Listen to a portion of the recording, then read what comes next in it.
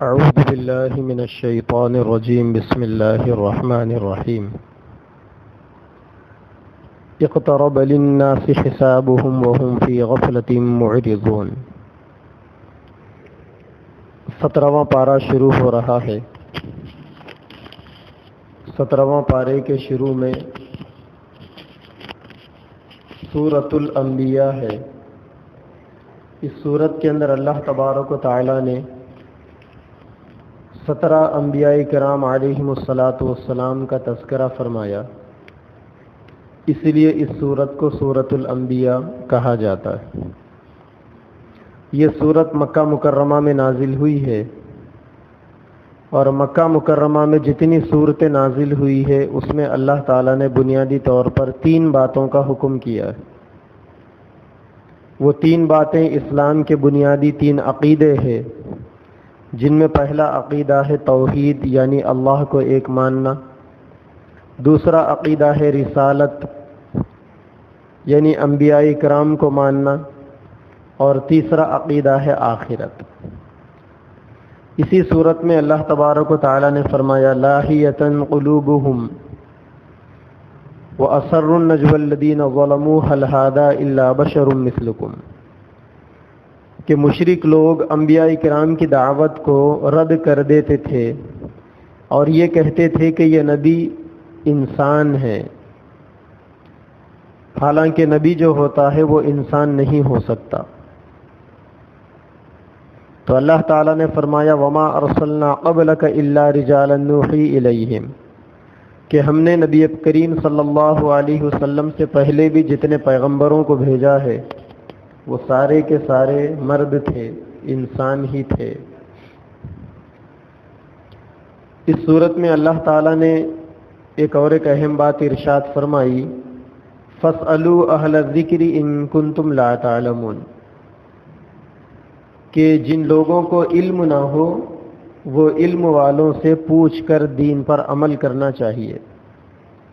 یہیں سے یہ مسئلہ بھی نکلا کہ جو علم والے نہیں ہیں وہ علم والوں کی تقلید کرنا چاہیے۔ اس صورت کے اندر اللہ تبارک و تعالی نے اپنی توحید کے لیے ایک عجیب و غریب مثال دیتے ہوئے یوں فرمایا کہ اگر آسمان و زمین میں اللہ تعالیٰ کے علاوہ کوئی اور خدا ہوتا تو پھر یہاں پر فساد مچ جاتا۔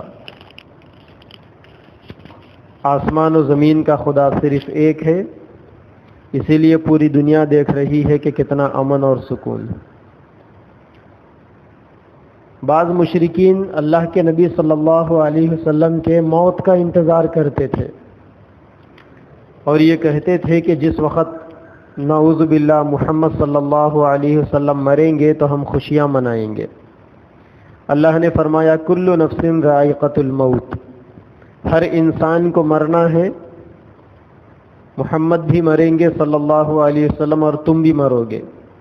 وَنَبْلُوكُمْ بِالشَّرِّ وَالْخَيْرِ فِتْنَةً وَإِلَيْنَا تُرْجَعُونَ، اور اللہ تبارک و تعالی لوگوں کو اچھی اور بری چیزوں میں آزماتے رہیں گے اور سارے لوگوں کو لوٹ کر اللہ تعالی ہی کی طرف جانا ہے۔ وَنَضَعُ الْمَوَازِينَ الْقِسْطَ لِيَوْمِ الْقِيَامَةِ فَلَا تُظْلَمُ نَفْسٌ شَيْئًا۔ اس صورت میں اللہ تعالیٰ نے میدان محشر کے بارے میں بنیادی بات یہ فرمائی کہ میدان محشر میں اللہ تبارک و تعالیٰ انصاف کا ترازو قائم کریں گے۔ وہاں سارے لوگوں کے تمام چھوٹے بڑے اچھے اور برے اعمال تولے جائیں گے اور ہر انسان کو اس کے اعمال کے برابر بدلہ دیا جائے گا۔ سیدنا ابراہیم علیہ السلام کا تذکرہ ہے وَلَقَدْ آتَيْنَا إِبْرَاهِيمَ رُشْدَهُ مِن قَبْلُ وَكُنَّا بِهِ عَالِمِينَ، کہ کس طریقے سے سیدنا ابراہیم علیہ السلام کو اللہ تبارک و تعالی نے رشد و ہدایت عطا فرمائی تھی، اور ابراہیم علیہ السلام کی قوم بتوں کی پجاری تھی۔ خود آپ کا باپ اپنے ہاتھوں سے بتوں کو بنا کر بیچتا تھا۔ ابراہیم علیہ السلام نے کیسی کیسی مثالوں کے ذریعے سے اپنی قوم کو بت اور شرک سے روکنا چاہا۔ جن میں ایک مشہور واقعہ یہ ہے کہ قوم ساری کی ساری کہیں پر جاترا منانے کے لیے گئی ہوئی تھی۔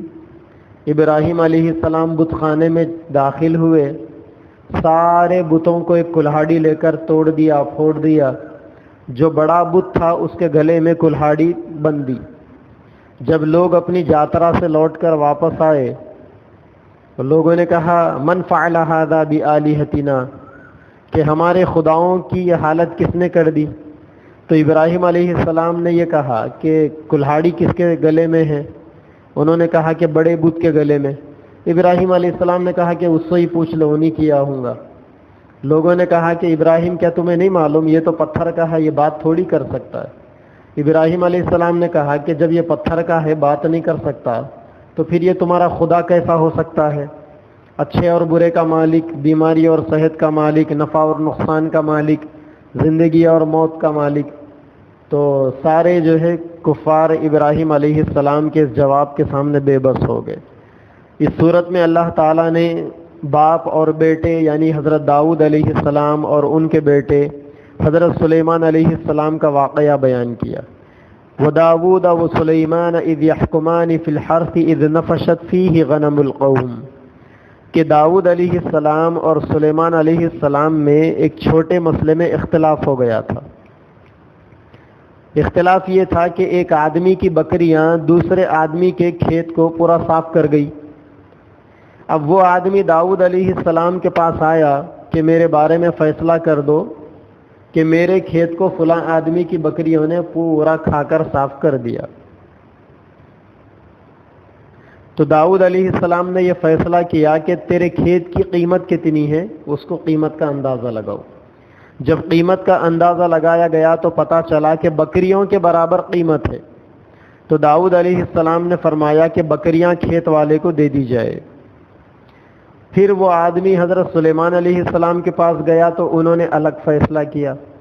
سلیمان علیہ السلام نے یہ فیصلہ کیا کہ بکریاں جس کی ہے وہ کھیت والے کو دے دے، اور کھیت والا بکریاں والا کھیت لے کر کھیت کو دوبارہ اس کے اندر پیداوار کرے۔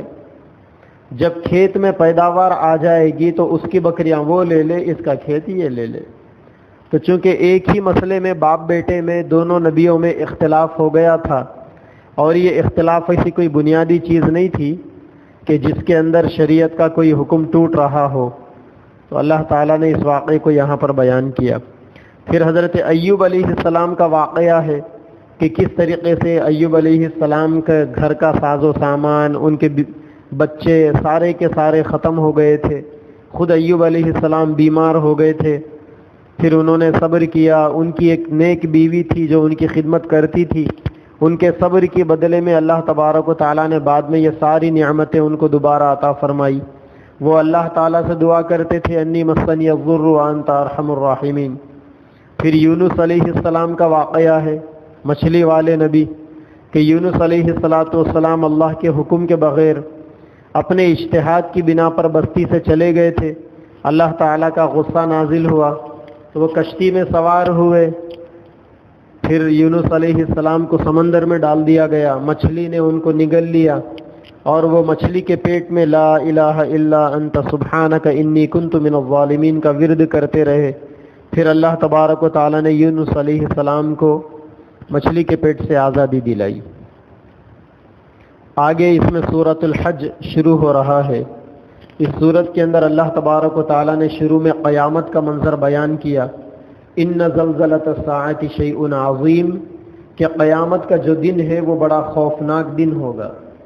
یوم ترونہا تذہل کل مرضعۃ عما ارضعت وتضع كل ذات حمل حملها وترى الناس سكارى وما هم بسكارى ولكن عذاب الله شديد، کہ قیامت کا دن اتنا ہولناک دن ہوگا کہ دودھ پلانے والی عورتیں اپنے بچوں کو بھول جائے گی، اور جو عورت پریگننٹ ہے، حمل سے ہے، اس کا حمل گر جائے گا، اور لوگوں کو دیکھیں گے کہ وہ نشے میں نظر آئیں گے، حالانکہ لوگ نشے میں نہیں ہوں گے، سارے کے سارے اللہ تبارک و تعالیٰ کے عذاب کی سختی میں مدہوش ہوں گے۔ قیامت کے دن کا یہ منظر ہوگا۔ پھر اس صورت کے اندر اللہ تبارک و تعالیٰ نے کعبۃ اللہ کی تعمیر کا واقعہ بیان فرمایا، وَإِذْ بَوَّأْنَا لِإِبْرَاهِيمَ مَكَانَ الْبَيْتِ، کہ ابراہیم علیہ السلام کے ذریعے سے اللہ نے کعبۃ اللہ کی تعمیر فرمائی اور یہ فرمایا کہ میرے ساتھ کسی کو شرک نہیں کرنا۔